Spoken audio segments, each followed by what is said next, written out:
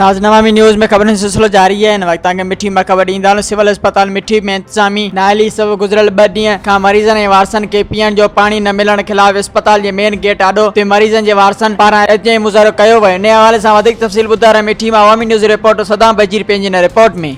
मिठी सिविल अस्पताल मिठी में इंतज़ामी नााहली सबब गुज़िरियल 2 ॾींहं खां मरीज़न ऐं वारसन के पीअण जो पानी न मिलण खिलाफ अस्पताल के मेन गेट आॾो एहतजाजी मुज़ाहिरो कयो वियो।